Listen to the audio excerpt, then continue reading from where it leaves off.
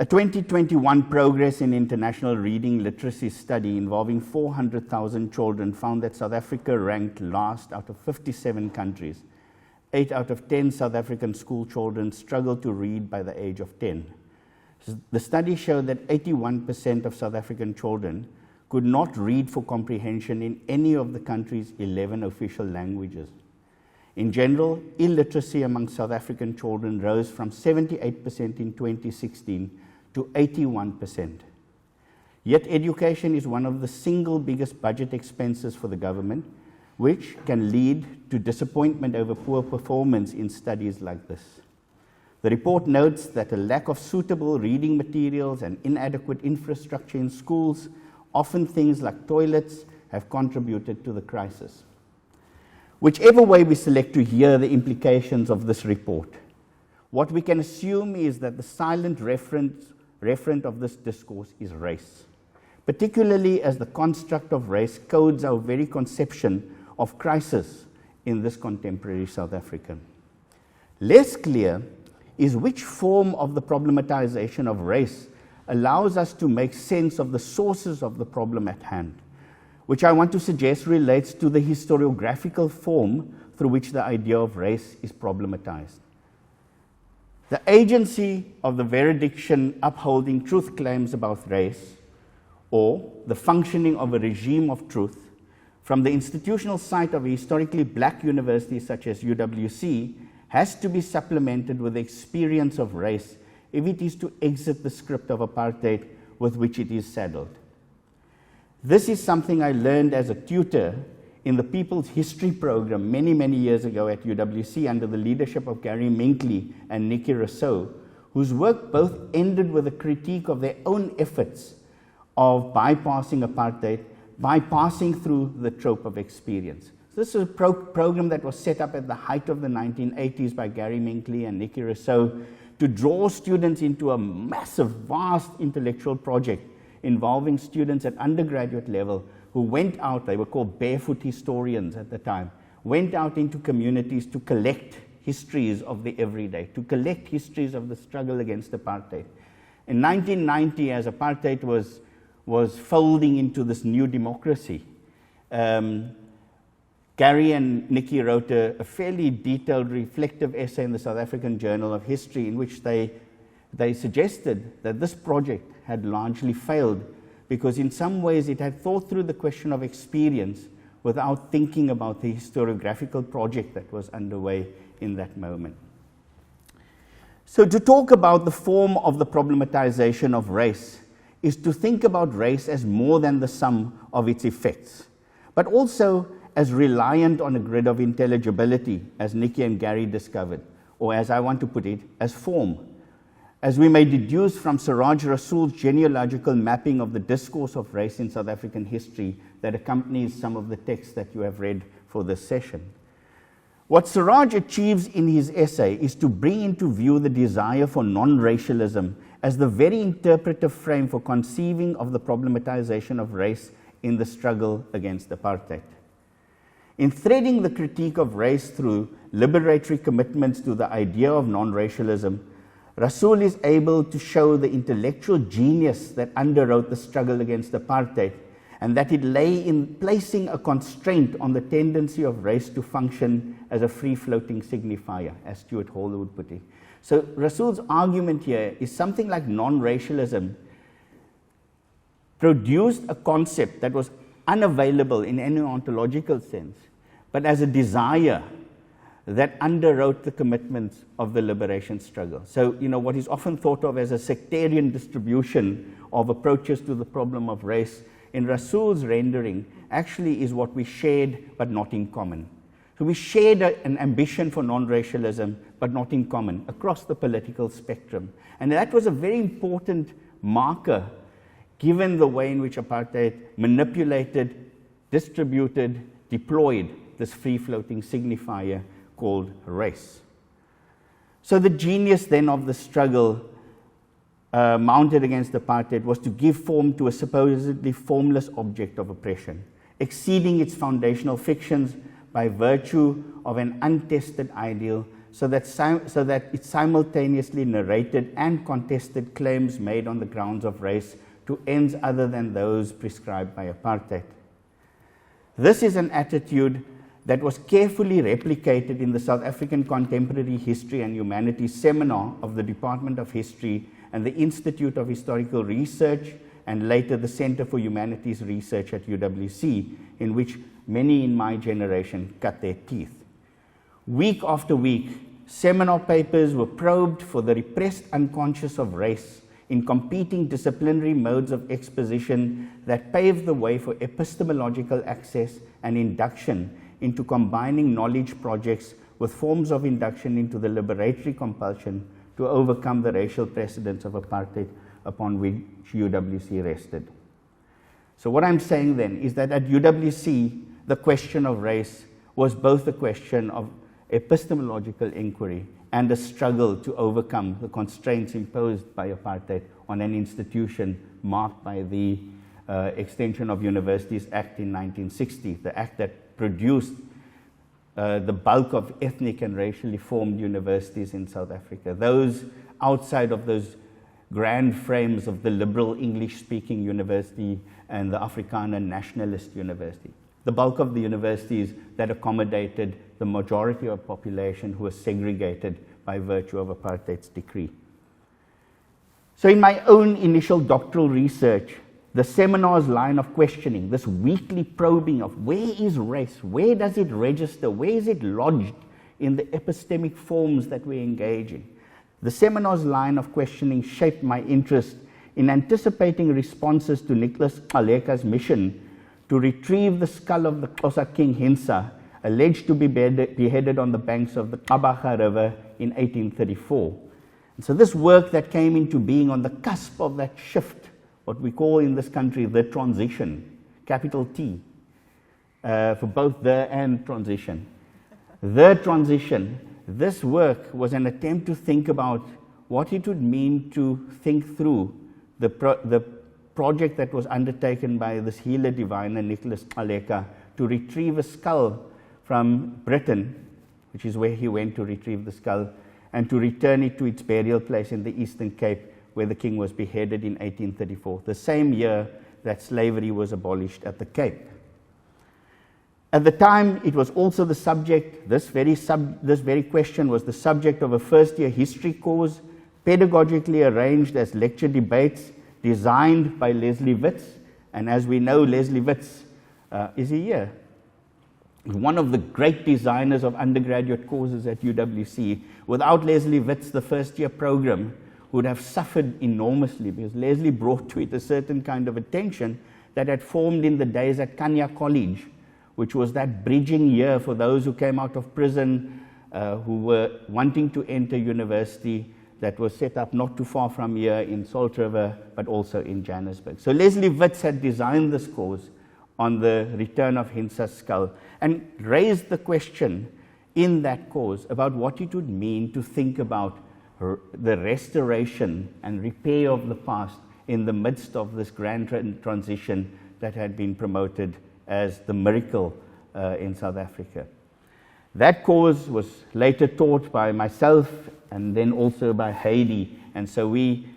as we entered the CHR, we entered the CHR with that cause lodged very firmly in the midst of the conversations we were having about the future of the humanities. So drawing on that set of seminars and these lectures at first year level, I attempted in my own work to link the unresolved matter of colonial trauma represented by archival, nationalist and museum narration to the beheading of King Hinsa, to the historiographical problem of truth and reconciliation as the foundational fiction of a post-apartheid South Africa. It is not surprising that investigating the source of the laughter surrounding the expedition to London by Nicholas Xaleka, and he was laughed at, mocked, ridiculed, to retrieve the skull in 1994, I was able to expose the operation of a regime of truth in archive, nationalist narration and museum that would bear on the epistemic limits of transcending apartheid on the eve of the birth of the so-called New World Order in 1990. I want to highlight the insistence on form in narrating history, of combining history and historiography as a way to overcome apartheid that is reflected in this early work. Not only my own, but Heidi's, Leslie's, Suraj, Patricia Hayes, a number of colleagues who had assembled around the seminar that was known as the South African Contemporary History and Humanities Seminar. It's one of the longest running seminars, I think, in South Africa. So inversely stated, by eliding form, by ignoring its own imaginary structure that authorized the narration of the fates of race, the discourse of history would simply continue to project past traumas onto the future. Likened to a Trojan horse, the turn to form in the critique of apartheid brought into view how the effects of war machines and symbol combined to transport the figuration of race specific to apartheid into the post-apartheid present. Given a widespread neglect of form, race would become the very object with which the post-apartheid would become enamored and with which it would learn to monumentalize. The birth of the post-apartheid was accompanied by a failure to account for the form by which to narrate the fates of race in the desire for a non-racial post-apartheid future. This was the reason for writing Undoing Apartheid, a book that reflects on the relationship between the weekly seminar series in which I was educated at UWC and the effort to build a discourse on the humanities at a university locked in by apartheid's cynical institutional apparatus, inflected through my own minor role in an earlier stage as a lecturer in the Department of History and my own limited experience of being pathologized as incapable of intellectual labor by the mechanisms of apartheid education. Those days we spoke of it as gutter education. That was the rejection that was at the heart of that student movement in '85, lest we forget, that we rejected gutter education, that we were not opposed to education, we were not struggling against education, we were struggling for education, but we were opposed to gutter education. We were opposed to that education that stripped us of an imaginary structure, that stripped us of metaphor, and that left us with very little else than mythology to work with. So in the Center for Humanities Research, where I've spent the last number of years aging, my colleagues Ross Truscott and Moritz van Beuverdonker, along with Gary Minkley and Heidi Groenebaum, respectively, have asked us to focus on the nifty formulation of the racial remains of apartheid in the work of desiring the post-apartheid. I hope that Undoing Apartheid has mobilized the phrase of racial remains to their satisfaction and served as an adequate and generative response to the question of what it means to elaborate a concept of the post-apartheid that launched the CHR at UWC. And so to ask that question, what does it mean to desire the post-apartheid, to constitute a concept of the post-apartheid from within the nexus of an institution marked by apartheid's legacies, as an institution that was created, formed by apartheid to extend its cynical rationality of race? What does it mean to think one's way out of that predicament, to constitute other ways, pathways out of that entrapment, that circular loop, the loop that you were referring to, Heidi? And so, in many ways, that was the question that preoccupied me as I sat down during those long COVID months to write this book. And some of you have heard me talk about arriving back from Ireland, all enthused by encountering Seamus Heaney's The Cure at Troy, enamored with this work that I saw, this apocalyptic work by Francis Danby called The Opening of the Sixth Seal, only to have it stolen and distributed amongst the subaltern of Cape Town. And so when COVID lockdown came, and thankfully Heidi closed the center 2 weeks before the president shut down the country. She has foresight, you see. It meant that I had the opportunity to sit down, gather my thoughts, and try to recreate the arguments of undoing apartheid. Now, undoing apartheid has much to do with UWC, and it has much to do with the Center for Humanities Research, and it has much to do with the way in which we came to conceive of apartheid as a problem within that larger frame of the struggle for non-racialism. So there's no simple politically formed dogma around the non-racial that operated in the center. There were many competing ideas, and Siraj's essay very carefully tabulates, notes what those forms of engagement were in that essay published in Public Culture. And I would, for those of you who haven't read it, I would encourage you to look at that essay. It is an important reflection on how contested the idea of non-racialism was and why the struggle for non-racialism is not over, despite many, many public utterances that it has run its course and that it is no longer politically viable. Siraj's essay suggests that without it, we have no claim, no recourse, no possibility of mounting an argument against the racial remains of apartheid. And so there is a way in which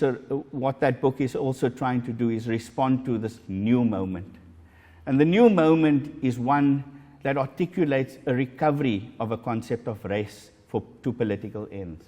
And so this essay, the other essay that I suggested we read for this session by Garth Stevens, to whom I'm eternally grateful for a very sympathetic review of my book, so I shouldn't be trashing his piece too much. But in 2007, 2008, somewhere around there, he wrote this piece in which he suggested that the distinction between grand and petty apartheid, which is the operative framing of my own work, that apartheid was not experienced once but twice as grand and petty apartheid, as big structural forms of control, of population control, and then a banal, almost everyday form of control in the everyday, in the form of the breaching the psychic apparatus in the everyday. What Garth suggests is that it was petty apartheid that brought about resistance to apartheid. So his argument is that if you think about the generation of 1985, besides those of us who were running wildly in the streets and pelting stones and rocks at anything that moved, any kinetic object for that matter, what Garth is suggesting is that petty apartheid was the grounds for this mass mobilization against apartheid. Currency of race in our moment is not only a return of the repressed, or that it's not simply, as he puts it, a repetition compulsion, but that it is the basis for a new struggle. And so he wants to recuperate race for another struggle. And he's suggesting that that struggle, which draws references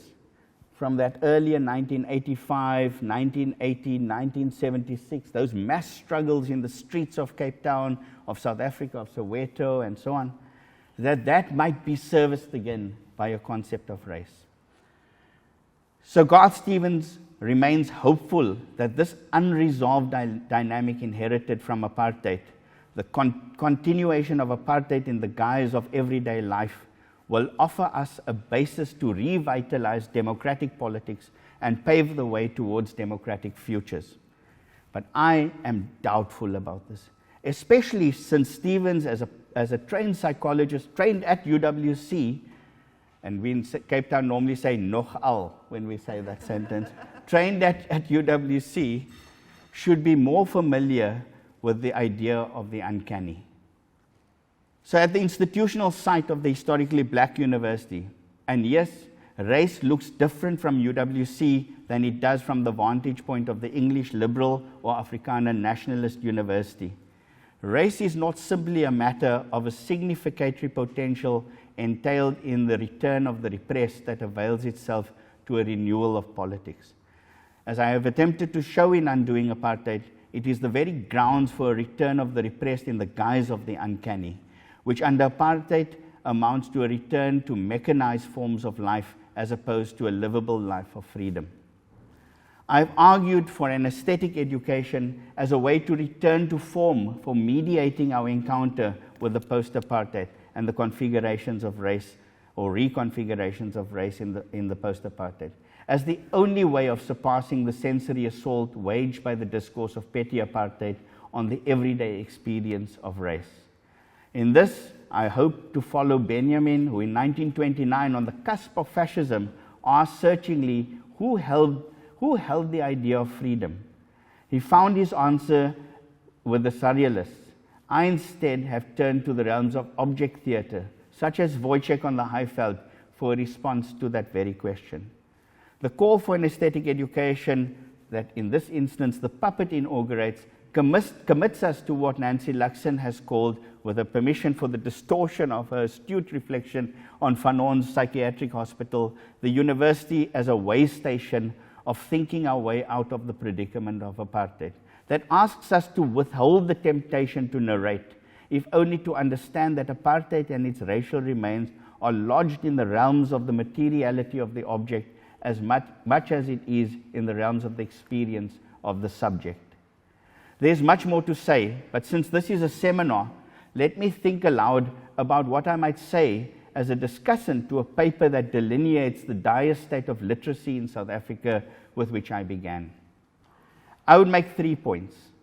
Apartheid as a model constructed on the bifurcation of grand and petty apartheid trapped us in the circular causality in which petty apartheid, rather than serving as a grounds for exciting political ambition, drew the subject into a cycle of violence in which the education of race would produce forms of docile labor and a disciplinary existence coterminous with the needs of a society of control. Secondly, the mechanism shifted education to a training of the senses, modeled on the twofold project of volkspsychology and psychotechnics.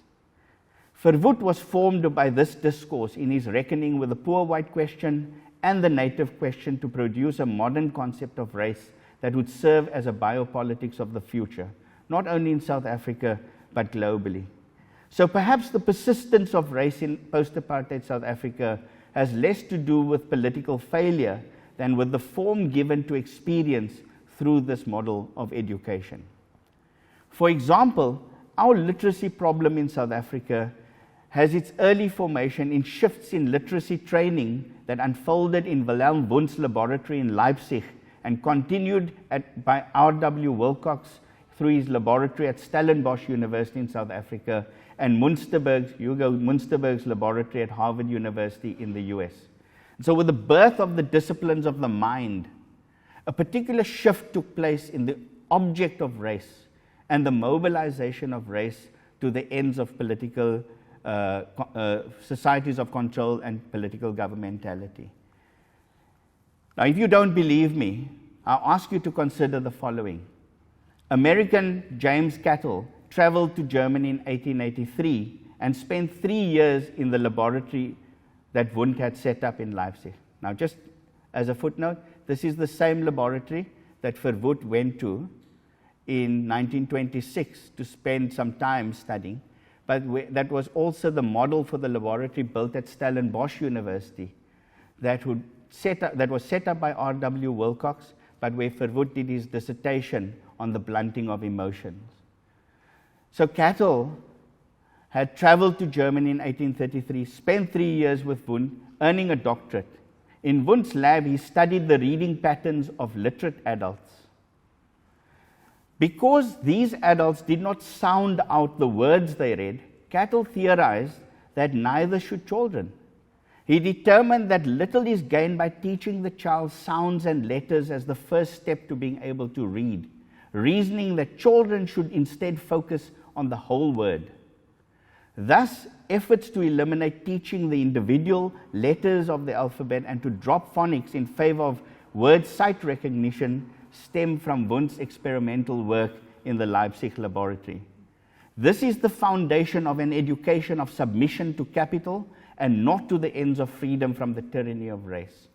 So a few weeks ago, when this report became available to us, Lee Walters and I were having this conversation, and she brought to my attention the work done by her brother in provincial education in the city, in the Western Cape, and drew my attention to the fact that what was happening in these schools and why these literacy numbers are so appalling, given huge amounts of investment in schools, in education, is because young people are being taught to associate word with image. This is the basis of a capitalism of the digital now. That what is being given to us is no longer an education for freedom. It's not even close to what we fought for or believed that we were fighting for in 1985. It is literally a surrender to the conditions of a technological mode of existence. And so what I'm suggesting here is that the struggle against apartheid might not be over, but it might not be won in the streets as we believed in 1985. In fact, it might be won in spaces like the imaginary we've set up for Greatmore, in those spaces where undoing apartheid attends to the work of education, of relinking sense and perception, delaying narration, so that we might work out other possibilities and prospects for what it means to be free. So I'll stop there.